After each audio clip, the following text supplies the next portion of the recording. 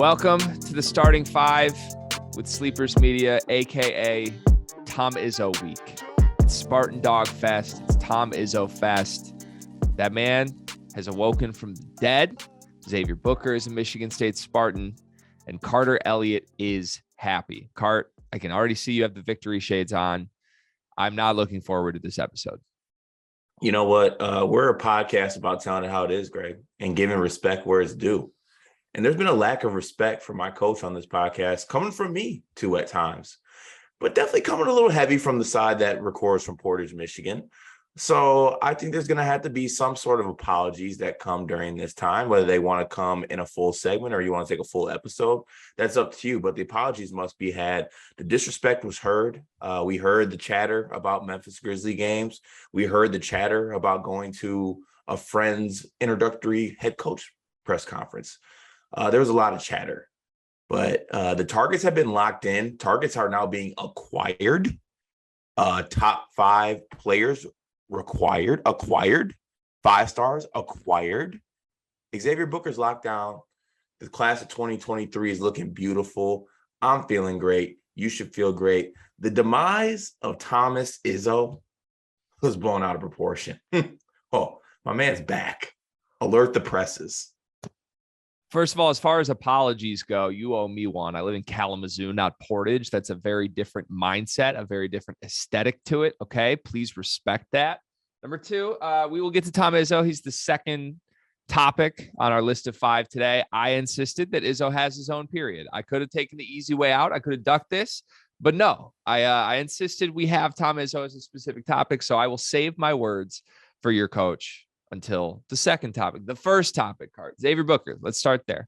Big day, biggest recruit Izzo's gotten, I guess, in his history, although that feels like a little flimsy to me. And I don't mean that as disrespect to Izzo or Booker. Booker's great. We'll get into that. But there's such a wild differentiation of how people rank Xavier Booker. And I know it's mostly just that ESPN's way behind on him. But painting this as the no-brainer best recruit Izzo's ever gotten, I don't think is necessarily true. I think there's a couple guys that could fall into that. Miles Bridges and Jaren Jackson for sure. Going all the way back to, the Marcus Taylor days, in the early 2000s, those guys to me were more consistent, the top 5-star types throughout their entire high school ranks. Xavier Booker shooting up the rankings is awesome. He's a great prospect, but it's still, he's anywhere from 1 to 10 to unranked. He definitely is a 5-star, and he's definitely one of the best players Izzo has ever signed. Instant impact type guy. What are you and your fan base getting from Xavier Booker, Cart? I think that's just it. And I think that with the way not only the class of 2023 is shaping up currently, there's still a couple more pieces that we had that I think we're going to touch on later in this episode. But with the way the class is formulating and with the pieces we have coming back, in my head, having a front court of Xavier Booker and Jackson Collier, I think personally works great if we can get Xavier Booker to buy in defensively more. Because I think that Collier as a defender, it's not him buying in. It's just the fact that he doesn't have the ability to be an elite defender or a great defender. I think that Xavier Booker has the tools to do that. So I think that matchup could work great. Xavier Booker also has the size as well. So we could maybe get what you were talking about with Collier playing the 4 and Xavier Booker at the 5, because I think he has the length and he'll add some strength eventually his freshman year. So I think it works out extremely well. We have Fears in the fold. With just a class, let's just say it ends right now with Fears and Booker. I think that's a good recruiting class. I would even say great recruiting class. So it's shaping up really nicely. And also it helps us maybe not complain about how the roster looks this year, because now there's a lot of 2023 talk. Oh, we're gonna get to that too. Okay. I knew that angle was coming from you, but we're gonna get to that too. Look, a lot of victory laps, a lot of happiness being thrown out for Michigan State. I'd be ecstatic too if I spent 3 years at 7th place in the conference and I saw that coming to an end in roughly 15 months. I'd be pretty happy about that. Still 15 months away. Look, Jackson Collier's a 4. Xavier Booker and Jackson Collier together as a front court will work. I think Jackson Collier is going to play the 5 this year, but This is good because now you're right. You have someone with the athletic, the physical gifts that maybe can guard fives in a way that Jackson Kohler can't. Jackson Kohler could slim down, possibly work on getting faster, work on guarding the perimeter by year 2. I think that works pretty nicely. Jackson Kohler can step out and space the floor, give Xavier Booker a little more room to work with down low. So I'm fascinated to see how that front court pairing plays out. I'd like to go the comparison route, if you don't mind, for Xavier Booker. My thing with Michigan State, and I sent you a couple screenshots over the weekend, and I was back and forth with Cumbo on Twitter about it. But like, I despise when Cassius Winston gets compared to every Michigan State point guard ever. That's not a joke. Go back the last 7 point guards you guys have signed. There's Cassius Winston comparisons. It's ridiculous. Respect the greats. Like, just do that, please. Like, I don't care how good Jalen Llewellyn is for Michigan this year. I'm never comparing that man to Trey Burke. I'm just not going to do it. So, like, I think there's a tendency within the Michigan State fan base, even more than most that I've seen, to compare players to the best possible version of previous Michigan State players. I haven't heard a ton of that with Xavier Booker, even a guy we're going to get to in the recruiting section, Cohen Carr. It's like, oh, he's Brandon Dawson. Like, okay, just because. But not to cut you off there, and I was going to comment on this. A lot of Jaren comparisons, Xavier Booker, and just not straight up not true. Like, he's not Jaren. He's not Jaren. Like, Xavier Booker right now is a bad defender. Like, actually bad. He has the tools to be a good defender, but he's actually a bad defender right now. Now, whether that's effort or him just, sometimes high school kids, they literally just don't put the effort forward to play defense. I'm sure that'll change when he play for, he's going to have no choice. That's going to have to change if he's going to play for Michigan State. But what I'll say is it is easy, I guess, to make the Jaren comparisons because, you have a guy that's 6'10", extremely mobile. Obviously there could be the comparisons there, but they're just two completely different players. So I do hate the Jaren Jackson Jr. comparisons. They are miles and galaxies apart defensively. And then offensively, Booker probably has the advantage, but Jaren was also special offensively. So, like, are we sure that Booker has the advantage offensively? Yeah, right now Jaren's in like his 3rd year in the NBA. I think you're looking at that more so. I'm looking at Jaren.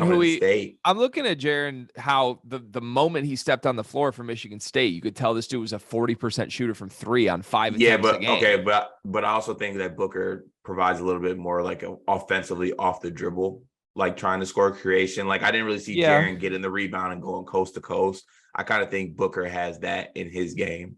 He's got a little more point forward in him than Jaren had, but he's not a point forward. He definitely has more open floor dribbling stuff. I'm curious how that actually translates to college, because when you watch a lot of even like his highlight reels instead of full games of Xavier Booker, like the majority of it is just like, get a rebound and go, and I can beat you to my left. Even if you try to force me right, I'm going to get around to my left, and then I can dunk on you because I'm bigger, faster, stronger, more athletic than you. I don't know that one move works in college. And like when I talk about offensively comparing him to Jaren, I think Jaren was a lot more well-rounded than Xavier Booker is. Maybe Xavier Booker's best move is way more unstoppable than anything that Jaren Jackson had. But like, I'm curious how that translates to college, because I don't think he's going to be able to just go left and dunk on people every time down in college the way he does in high school. Yeah, and also I'll say this, just to kind of put myself where I'm at on Xavier Booker. I think that, like I said, it's a 5-star kid. It's a kid who I think is going to be special at the college level, and I think will go on to the NBA. I don't see this as a one-stop, 1 year, like one in and out for him. I don't. Of course you don't. I don't. Neither does any other Michigan State fan. He's a 4-year guy, right? He's a 4-year guy. No. He's got to grow. He's got to develop. Look at all he has to do. He's not a 4-year. All right, he's not a 4-year guy, but I'm saying there's going to be an top 5 guy in his class. Why is he not an NBA guy? Why? Okay, well, you realize that rankings sometimes we talk about this. Sure, let's do it. Yes. So like, not all top 5 guys are one and done guys. So is he not actually a top 5 player in the class? Because if he is, he should go pro. If he has a good year, but I could also see him staying 2 years. Like, All right, just hear me out on this. For what? Like, hear me out. Can you hear me out? Tell me what. Can I speak? Yes. Okay. This is a kid who high school team, they're okay. It's an okay high school, okay, competition wise. He has gotten better, yes, but he didn't really play on any circuits this summer. He didn't really play on the Adidas circuit, didn't play on the EYBL, anything like that. He had some good camp performances. Like, he was a monster at Pangos. He was a monster at the NBA Top 100 camp. That really helped shooting up his rankings. But there's going to be a talent adjustment as far as who he's playing moving forward. And also physically, he's light in the ass. So there's going to be an adjustment period there too. Could he be one and done? Yes. Like, if I was actually betting on it, I probably would bet on the one and done. That'd be the smart bet. But what I'm saying is I'm not surprised if he does stay for 2 years. Are you implying that Xavier Booker's been ducking Cart? Didn't want to play the big circuits?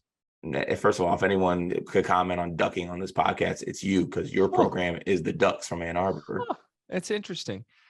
Look, Max Christie was just a one and done. What are we doing? If that kid is a one and done, sure, right? No Michigan State freshman should ever be one and done, according to Michigan State. No, that's not true. I thought that Jaren and Miles should have been one and done. Well, let me tell you something, Cart. Sometimes in this era, you just accept the fact that good players that come as freshmen that are ready go.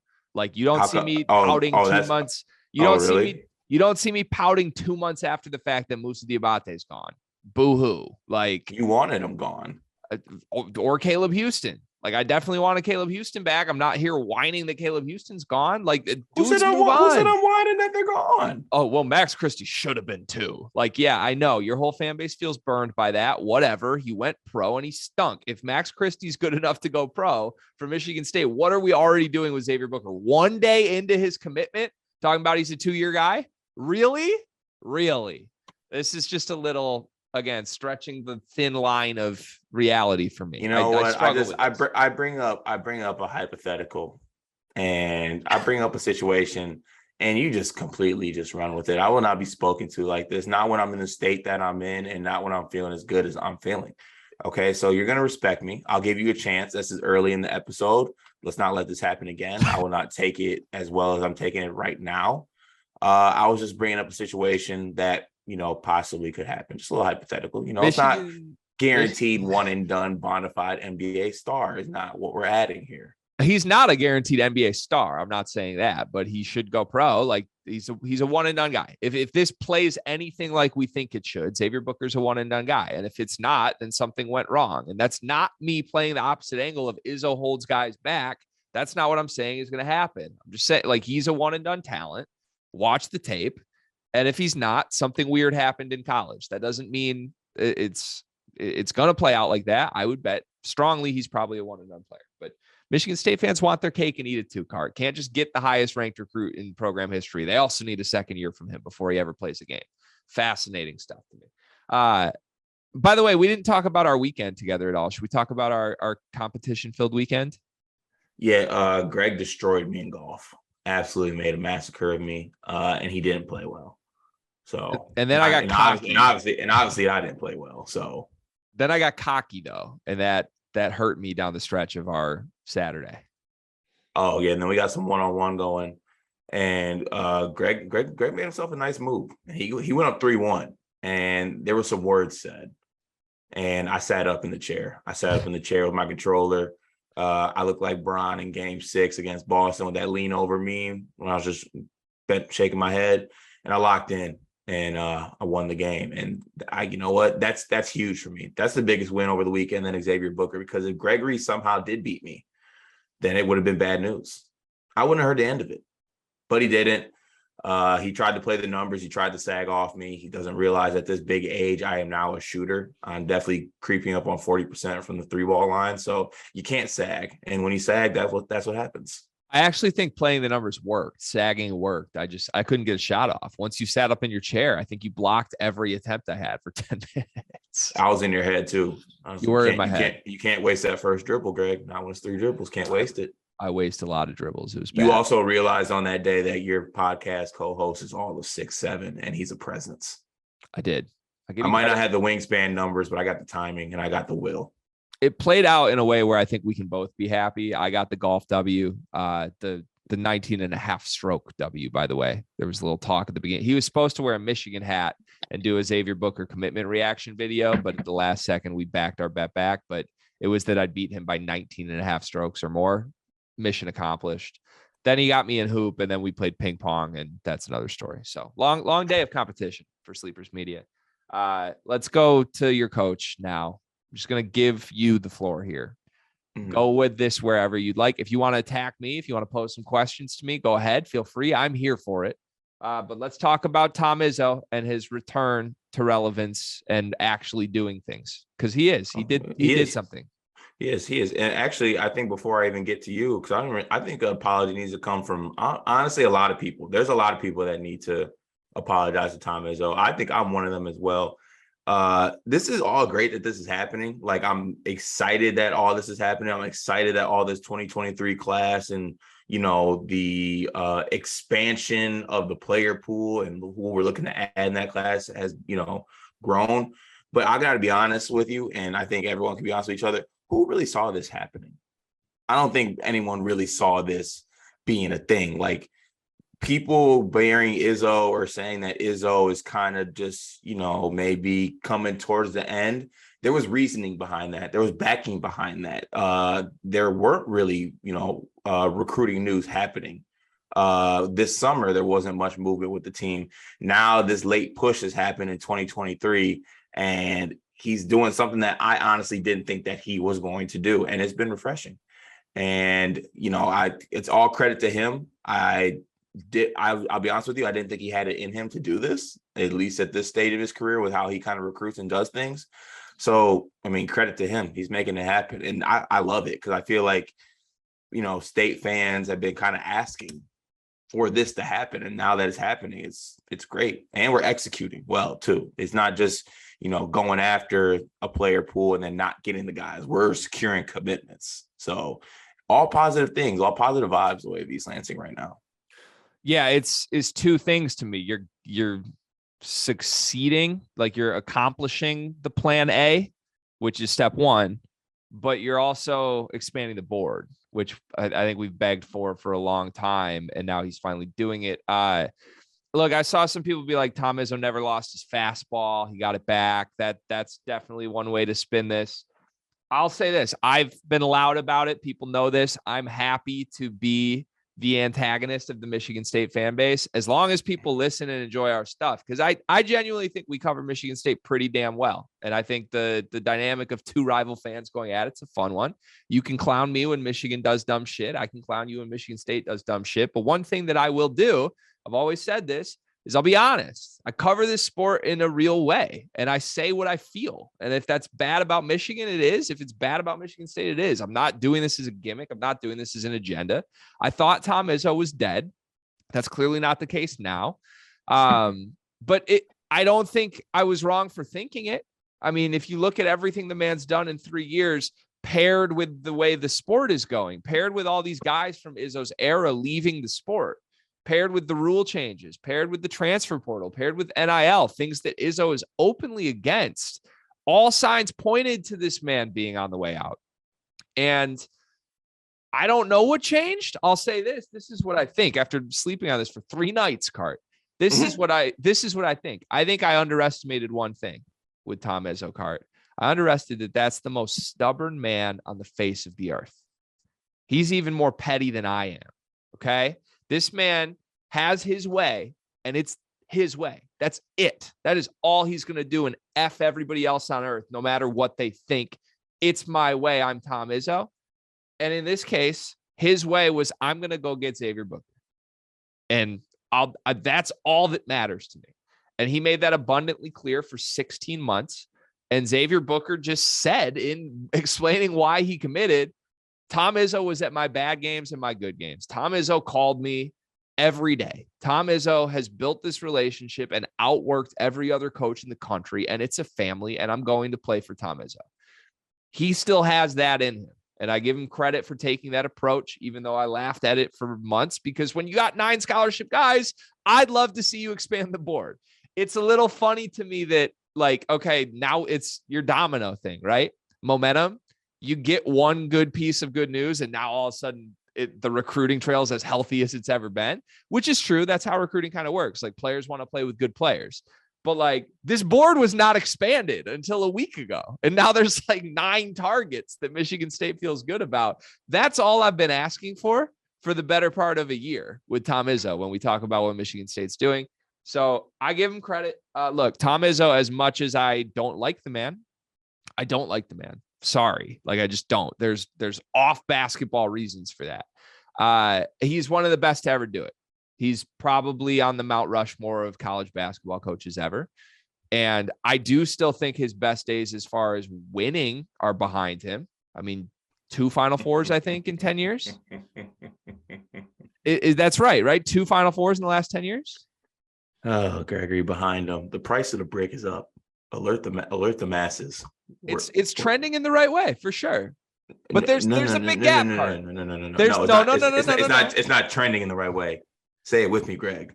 This is a lot of talk. We're back. This is a lot of talk for the 8th place team in the Big Ten to be making, Cart. And I just want you to realize there are levels to this shit. And making the leap from 8th back to we go to Final Fours every year is quite a leap.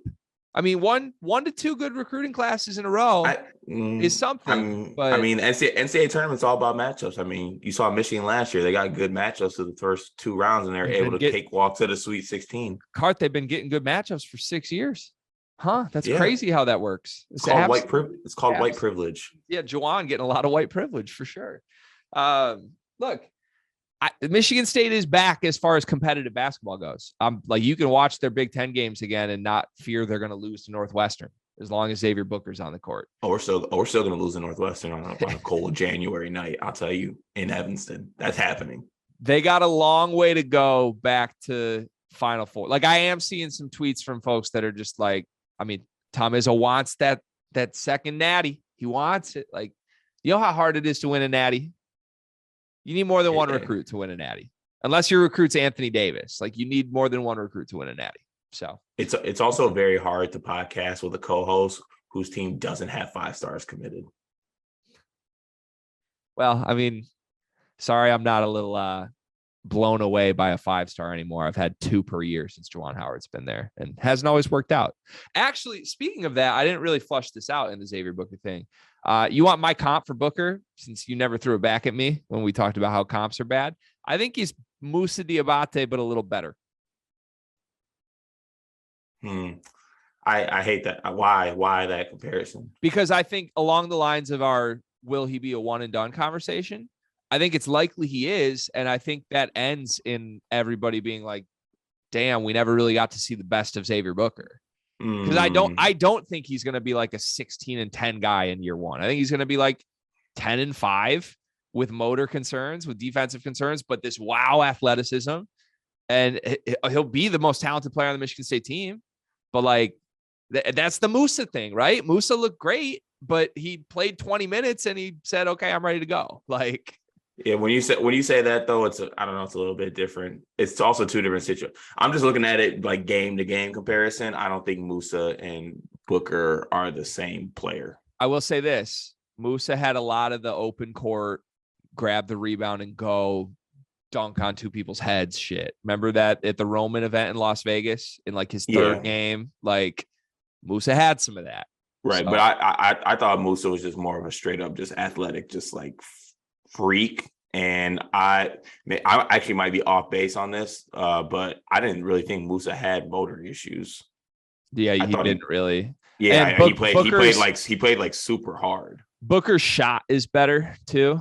Booker's a little more skilled than I see what you're saying with the whole like, average a certain amount and like maybe like just go to the NBA type thing, but also like fit wise too. Like, I think that, I still personally think that Moussa playing next to Dickinson didn't do him any justice. Well, here's my spin on that. Are we sure that Booker playing next to Collier is? Because that's like normally when you have a 6'10" big who can do it all, you normally want that dude to be your 5. You don't normally want that dude to be your 4 in this era of college basketball. But I don't know. Like, they're both fluid is my point. Like, they're both going to be athletic freaks. They can move. They're going to be the best, most talented player on the floor. But impact wise, if you only get 1 year from him, is he like your third leading scorer and then he bounces? Like, I don't know. That's sort of where I'm headed. But I think Booker's better. So that's not disrespect to either side. But that's sort of where I'm at for comparisons. All right. Are we done with Izzo? Did I do my due diligence there? Anything else you want with your coach? No, we're back. Back is in what? No, we're back. You'll know when it happens, but this is your pre-warning. This is the pre-alarm. This is the I'm back. So 15 months from now, you're back? Because you ain't back this year. Silly Gregory. That's the thing about momentum. It doesn't have to wait till 2023. Momentum's going through the program right now. The juices are flowing. You're probably right. Madi Sissoko is probably super excited about this news. He's probably hitting the weights extra hard today. Getting ready. And Kalamazoo soon. Getting ready. The expanded board. Let's go to that. Michigan State has really 3 targets that I think would be fantastic ads. Devin Royal, Garrick Normand, and Cohen Carr. Cohen Carr is the one everyone's like, Brandon Dawson. Garrick Normand's the ones everyone's like, Matt McQuaid. And then Devin Royal, I don't think I've seen a Michigan State comp for, which maybe has something to do with why Devin Royal sounds like he's Ohio State bound instead of Michigan State bound. I don't know how those things work together. I presumably 2 of these guys would be takes. I don't think it's a 5-man class, but I think it's a 4-man class. Fears and Booker is an elite start. And if you add 2 of these 3 on the wing, you feel great about it. Now, I want you to try and be unbiased here because we do know that in the last 7 days, we've gone from Devin Royal's going to go to Michigan State to, oh shit, no, he's leaning Ohio State. I don't want that to affect your answer here. I want you to interpret this as if all 3 are equal chances of going to Michigan State. What 2 of those 3, Royal, Normand, and Carr, would you want to go to Michigan State if you could pick? Royal and Normand, and I think it's a no-brainer. I agree. Wow, sleepers! Look at us. Yeah, well, because I mean, you just hit it on the head. Like Devin Royal's, like he's special. I think he's really good, and to be honest, it would hurt me even more to lose Devin Royal because I think that Ohio State's in the lead right now, and that means he's going to be terrorizing us for however many years he's going to be in the Big Ten. And I think he fits perfectly into the Big Ten. I thought he would fit perfectly in the Michigan State system. That kind of sucks to not get him. I think that Normand is a take, no brainer. I think that with the way the class is shaping out, we need some shooting on the wing. And it feels stupid to say this after we just got done saying stop comparing Michigan State players and Michigan State players. I think this is different in this situation because we're not comparing him to a Michigan State great. But he really, I mean, it is Matt McQuaid type vibes. It is. He plays like McQuaid. I'm sorry. Do I play like McQuaid? Does every white spot shooter play like McQuaid? No, you're more like a Zach Novak. I mean, what's the difference between Matt McQuaid and Matt Vogrich? My Matt Vogrich test. They're white shooters. I would say that McQuaid's a good defender and Vogrich wasn't. So is that part of the comp with Normand? Normand's a good defender? I think that by the end of the time, like him leaving, his time at State, he'll leave as a Matt McQuaid type player. I don't think Matt McQuaid was a good defender, but he ended his career as a very good 2-way player in the Big Ten. I mean, how come nobody goes Russell Bird for the white shooter comparisons? Austin Thornton's right there. I mean, why is it always McQuaid? Because I hate Russell Bird. Okay, I'm sick of the comp game, man. I'm sick of the comp. What's your comp for Normand?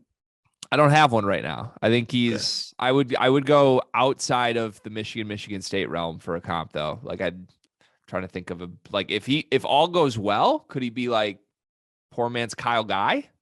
Maybe. Again, I kind of like that comp. That's a white on white comp again. I'm sorry for that. I hate when people use that trope, but like, I don't know. I could see that. Like I could see him being an on-ball guy a little bit. Maybe. Yeah, no, but as far as who I'd say, it's Royal and Normand, no brainer for me. And I think that you take Normand no matter what, and then you try to get Royal. If you don't get Royal, then you get Carr. So how you would approach this if you could is that Carr's offer is not committable right now until you hear from Royal and Normand? Until I hear from Royal. Okay.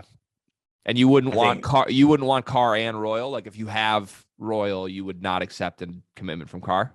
Interesting. Okay. Yeah, that's. I just like the fit with it. We need a shooter. I like the fit with the shooter better.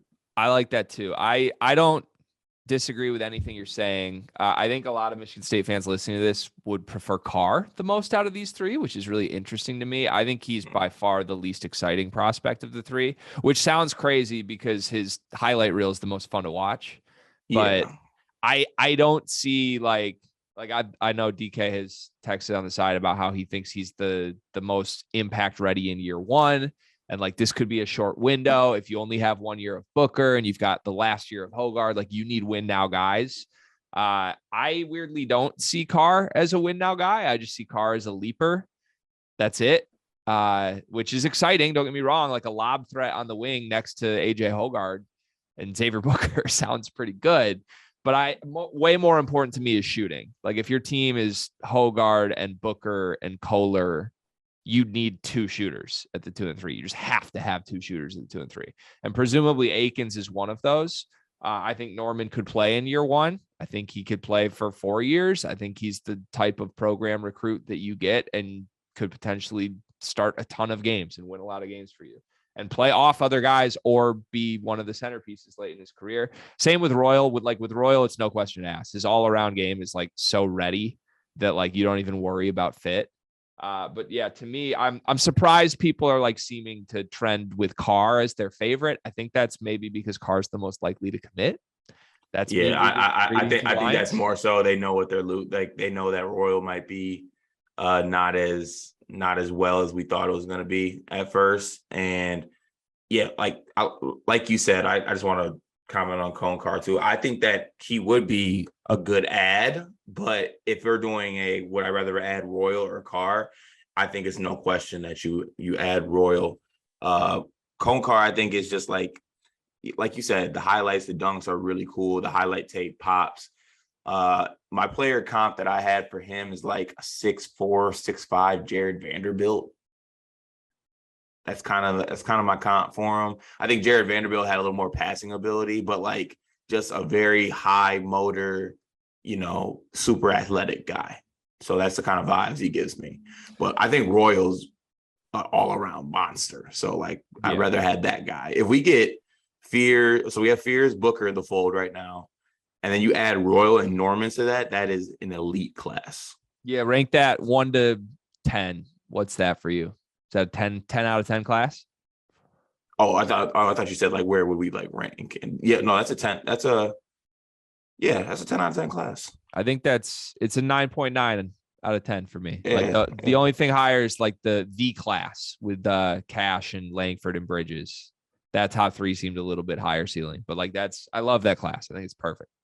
Cohen Carr. I don't want to hear any more Brandon Dawson. Brandon Dawson, like it wasn't just the dunking. Brandon Dawson like physically asserted his will on the glass. And also Brandon Dawson was like, sorry to cut you off, McDonald's All-American. Like before he tore his ACL, he was also just like he was like 6'8", 230, not an inch of fat on him. Like it was ridiculous because he had the frame to go along with the athleticism. So I hate those comparisons. I don't see it. And that like he used that frame and that athleticism and the physicality like to assert his will on both ends from the moment he stepped on the floor of Michigan State. Like he was a physical nightmare for any matchup for all 4 years. Cohen Carr will not be that at all. Like it will take a little while. And I don't even think he uses his athleticism like that in games anyway. Like in the half, it doesn't shine through on offense or defense the way it does with Brandon Dawson. He can just dunk. He's a great dunker. And that's important. But, he's a good player. He's a good player who could have a really good career. Just would I put him behind Norman and Royal 100%? I would. So, all right. That's your Michigan State half hour. You feel good? Everything happy? We're back. Drive and ambition? Yes, sir. Shout out to Izzo. He's got a lot of that these days, huh? How long until Izzo, like, he's going to coach forever now, right? Like, if he got a second win now, after leaving 4 scholarships open in the portal NIL era, like, he's never leaving, right? He's never leaving. Who knows, though, because the NIL thing could blow up even more. Like, they're just scratching the surface with that. Yeah, but like he's doing it again. You know what I mean? Like he honestly, like, he did a good job, but also he got semi-lucky that he found a top 5 kid who doesn't care about NIL and doesn't care about that stuff. Yeah, there'll always be those kids. That's going to be rare. That's not an every year type thing. There'll always be those kids, though. I don't know. I'm impressed, man. I can't believe it. I cannot believe that Izzo just has the second win. He really does. Maybe he's going to have a third win and a fourth. Like I'm never going to underestimate the stubbornness of Tom Izzo ever again in my life. Won't do it. Yeah. Spartan dogs, woof woof. Let's move on. Michigan has a 5-star player on campus, had a 5-star player on campus. You want to end the episode, bud? Jesus, that was horrible. Isaiah Collier just wrapped his visit to Michigan, and there are rumors of a sped up timeline. Carter, he's down to Michigan, UCLA, USC, and Cincinnati. The presumed race was between USC and UCLA. Then we talked to Davis Mosley, who is a reporter for Rivals on the Michigan site, and he said he thought it was between Michigan and USC before the visit. Either way, he was going to take this visit and wait 2 weeks and make a decision. Sounds like the visit went as good as it possibly could have at Michigan, and there are rumors that timeline of 2 weeks is elevated because he may not need time to make a decision, which would presumably mean he could be headed to the Michigan Wolverines. Arguably the best point guard in this class. DJ Wagner is up there, obviously. Collier's probably second, in my opinion. But 6'4", big guard, can do it all, athlete, extremely high-level passer, would be the most talented player playing point guard for Michigan in a decade. Program-shifting guy, especially when Hunter Dickinson has potentially 1 extra year, and he's not going to get drafted. Maybe you think about coming back and being a top 5 team in the country if you know you have Isaiah Collier on the floor. We talked about Collier last week, but this has to be a big, big dilemma for you that Michigan State just had, some great momentum, and now Michigan might just strike right back with a recruiting win, right? I mean, you have no choice.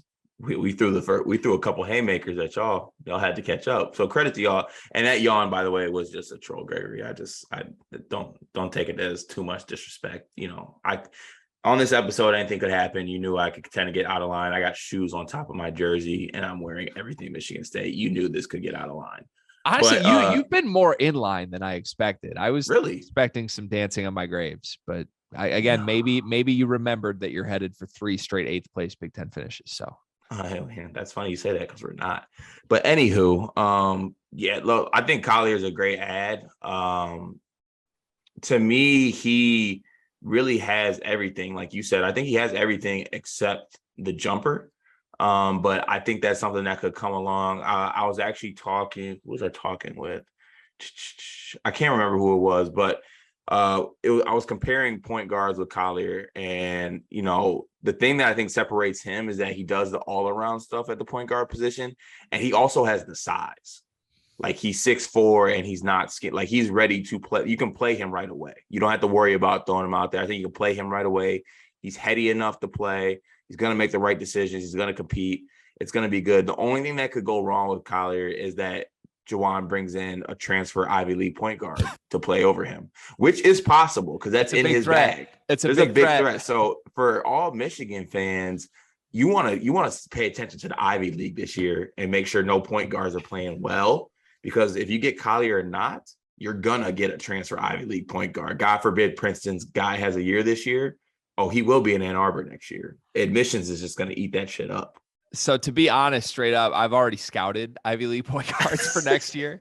I've just accepted this is what Juwan does. What's going to happen. First of all, hopefully what's going to happen. Jalen Llewellyn's going to not be that good. That's not what I hope happens, but he's going to leave. I was just going to say, what? Llewellyn's going to leave because all Ivy League point guards aren't that good. Jalen Llewellyn's going to leave after 1 year, hopefully, instead of try to use 2. And then Michigan's going to have Isaiah Collier coming in and Doug McDaniel. And they're still going to process Doug McDaniel cart. They're just going to be like, you got to go. We didn't see enough from you. You only played 8 minutes a game behind this Ivy League point guard. How can we go into a season where we're trying to win it all with someone so unproven? We got to go get this guy from Columbia. Like, it's so dumb. It's so dumb to me. But hopefully this is the end of the cycle, right? You think if you get a guy like Collier, maybe that torturous cycle of bringing in mediocre point guards ends. And that mediocre is a little mean. Devontae Jones and Mike Smith were pretty good, but there's a ceiling. Also, Kyle, he's a different level. Yeah. He's a 5-star guy. Yeah, I think Davis, who we interviewed last week, hit Twitter and said, "Is this the most important recruit for Michigan since Chris Webber?" And it's a fair question. It feels a little wrong to me. Like, I think there's been some important recruits during that span. To name a few, like Mitch McGary for Beeline. As soon as that happened, floodgates kind of opened. Like, it asserted that, holy shit, Beeline can do this at this level. And they went to a title immediately after that. So I don't know. Collier would be massive because Juwan needs to prove that he can develop his own point guard. And I think he could play with Doug because he is big enough to guard twos. Like, I think as long as one of those two shoots the ball okay, I think they could play together and be a pretty dynamic backcourt. I do think Dickinson's likely going to return. I know you can make fun of me like I made fun of you now, but like, we know Hunter Dickinson's not getting drafted ever. That's not happening. So what else is there, right? Like, whenever he wants to call it quits, I'll thank him. More power to him. But like, this is shaping up that if you get Collier and Jet is around for year 2 and Hunter Dickinson is around for year 4, like, that's a top 3 team in the country, probably, if those 3 are on the roster and you fit the right pieces around them. So after you just said all that about me hoping players stay another year, you just asked for 3 players to stay another year. Well, let's go through like the serious evaluation of situations though, because like Dickinson he can't go pro. He can't go pro. I'm sorry if this makes his way back to Hunter. Like, he's not an NBA player. He already did everything he needed to add to his game from year 1 to year 2, and he wasn't on the radar. Like, he wasn't. If he declared for the draft, he would have been 20 picks off of getting drafted still. And he already added the shot. So like, I don't know what there is for him to add that puts him in that position. If he wants to go make more money or just go be a professional basketball player, I applaud him for that. He should, but like, he can make money at Michigan. He is making money at Michigan. So he's in a really like, the most valuable thing in college basketball these days is a 4-year center or just an elite center, because they're likely going to be like Sheboy and Baycott are back. That's what's happening right now. Then Jet, just straight up, who knows if he'll be good enough? He's a lower ranked recruit than Houston and Christie are. I know a lot of people are saying we think he could be better than both those guys in year 1. He does seem to have more shot creation stuff than both of them. And he's going to get a lot of opportunities on this Michigan team that might stink. But Jet Howard needs 0 money. This ain't a situation of a guy who has to get his family out of a situation or necessarily needs or wants to go be a professional basketball player. Does he want to play in the NBA? Absolutely. His brother and his dad are going to be there 1 more year anyway. And he doesn't need the money. Like, why? If you had a chance to come back and be on a top 5 team, why would we just presume this 35th ranked recruit in the class is going to be a one and done? I don't see that. Well, school stinks. You think they're playing school at Michigan? I'm just saying, yeah, I do think they're playing school at Michigan. Admissions? Yeah, they're definitely playing school. You're right. Some people are playing school for sure. But that would just shock me. If Jet left Jawan and Jace to be anything other than a top 10 pick, that would be shocking. Yeah, it would be shocking for sure. If anything, maybe he just calls it quits on his basketball career and just goes full on into acting. But yeah, I see no reason why Hunter Dickinson wouldn't come back and just kind of have like a Luka Garza type run in his career, just like kind of dominate college basketball for 4 years. This is shaping up for the best Michigan State game in probably 9 or 10 seasons. The year that Michigan made the title run, the first one with Burke and all them, and Michigan State had Zell and Gary and Appling and Payne. Like, that to me was I think they were both top 5 teams in the country. They came to the Brez. Michigan State blew them out. But and I think Michigan got them in Ann Arbor later in the year. Mm-hmm. That was the pinnacle of Michigan State rivalry basketball. We're headed back to that next season. And that's good for everybody. It's good for us. It's great. Especially good for you. Because we busted your ass at the Breslin last year. Well, I mean, Tom Izzo could get a split in this rivalry every year if he was playing with you, me, and 3 guys off the street. just is what he is. He's stubborn, and he wants it more than anybody from Michigan does. I'll take that. Great coach. Put that feather in my cap.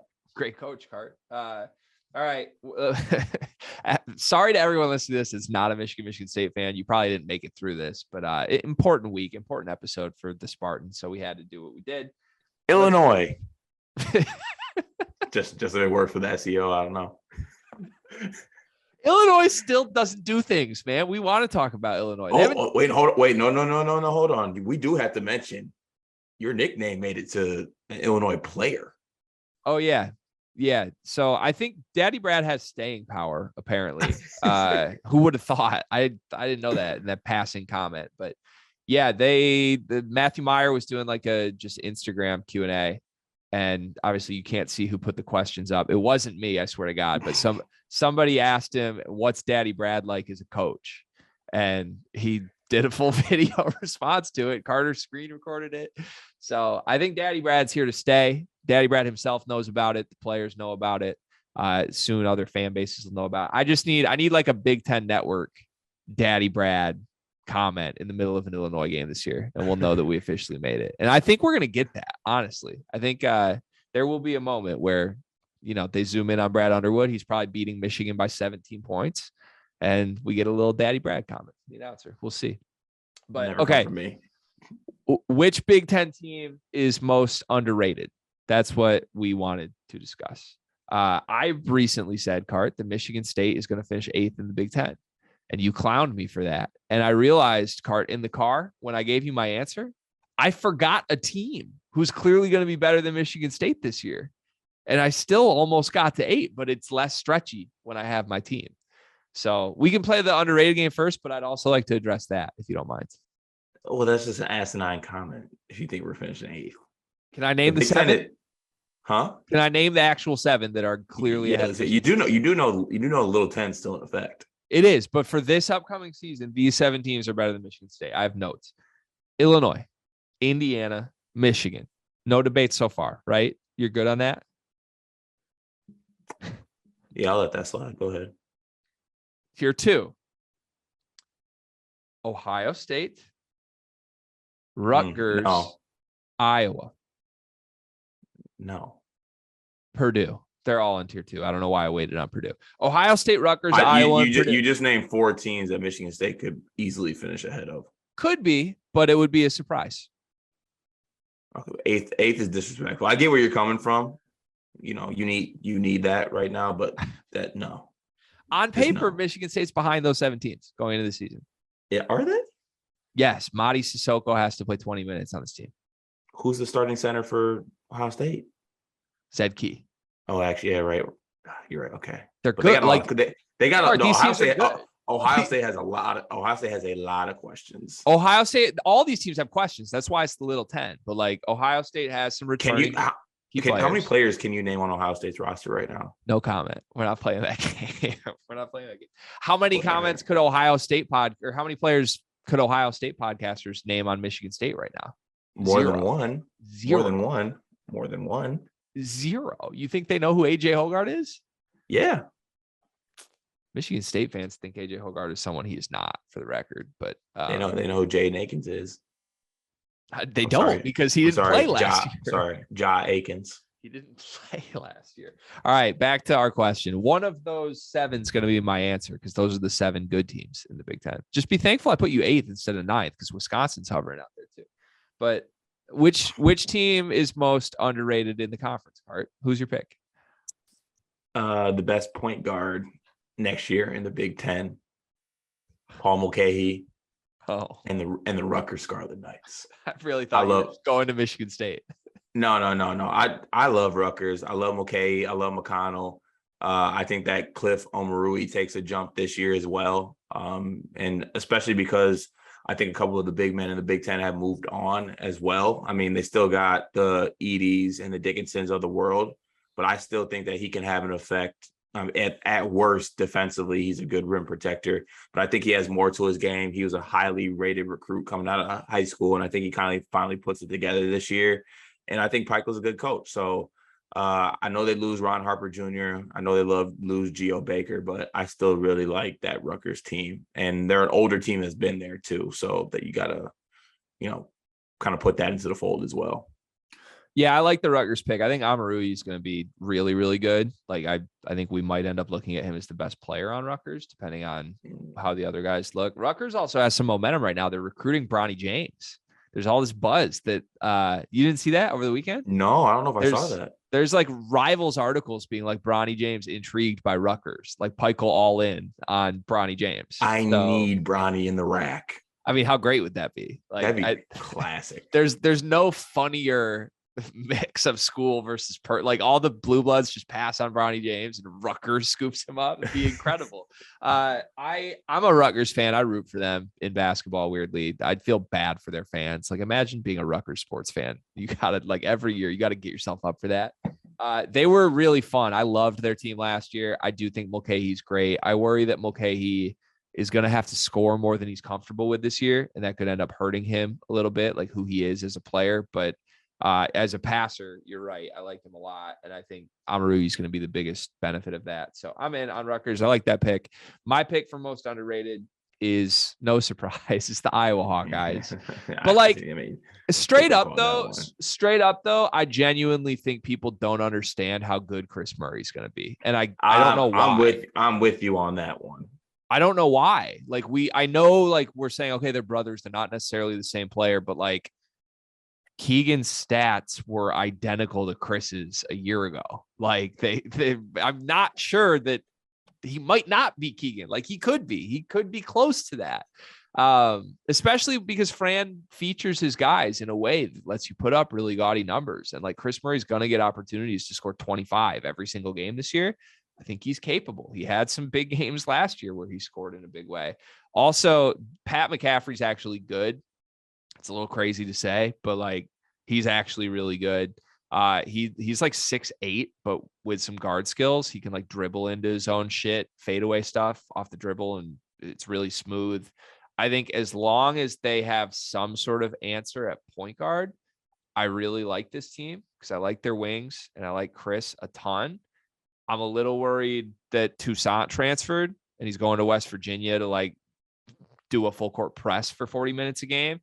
But like Tony Perkins is decent. He could have a Hogard-ish year this year. And if that happens, they got Ulis too. I think Ulis is better than Toussaint to me. I think Toussaint kind of stinks, to be honest. Really? I thought Ulis was clearly third. Like if Toussaint was your backup guard, you're happy. But either way, like I think Perkins can emerge a little bit. And in that case, I really like Iowa. Wow. Of course, your team, your adopted sons.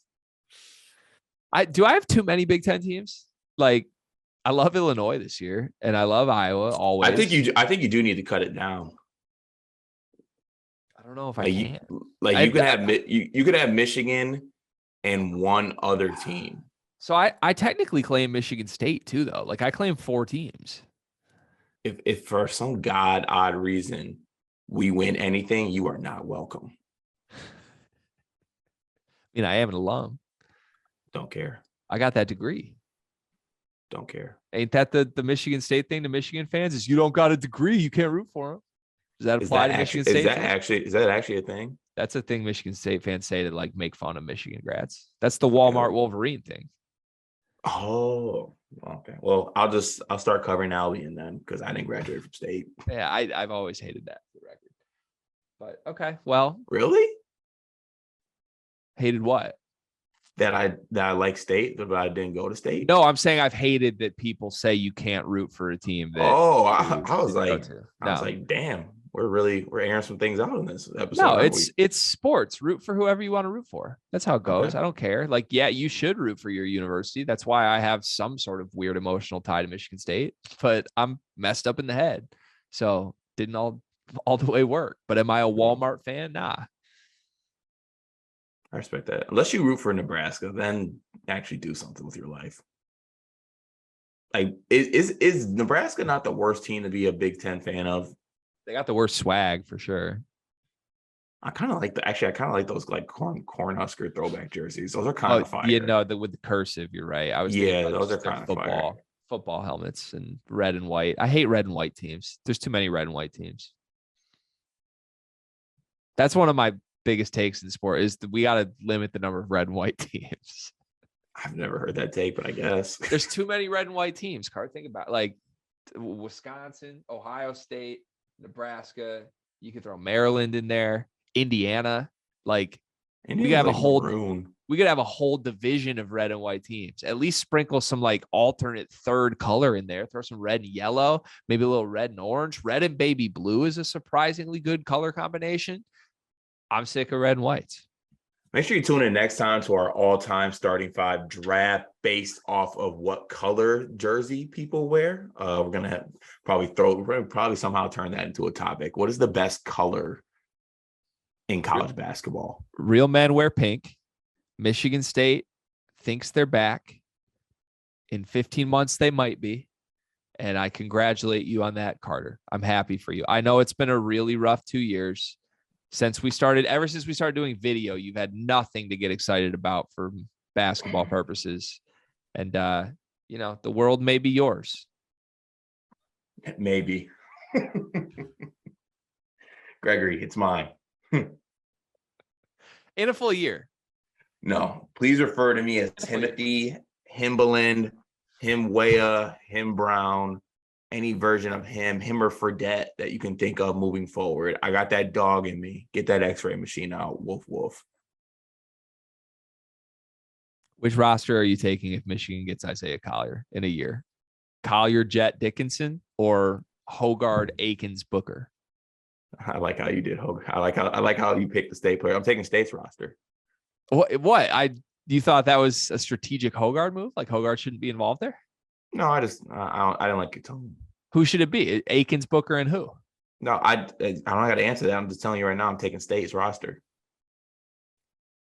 over Collier, Jet, and Dickinson. Yeah, it's gonna be a fun year, my friend. It's gonna be a fun year. That three you just named, Dickinson will probably be the best shooter out of that group. Jet's a really good shooter. Come on, he's an actor. He's a great shooter. All right. Thanks for watching. Subscribe, like. This is going to be a fun 2 years.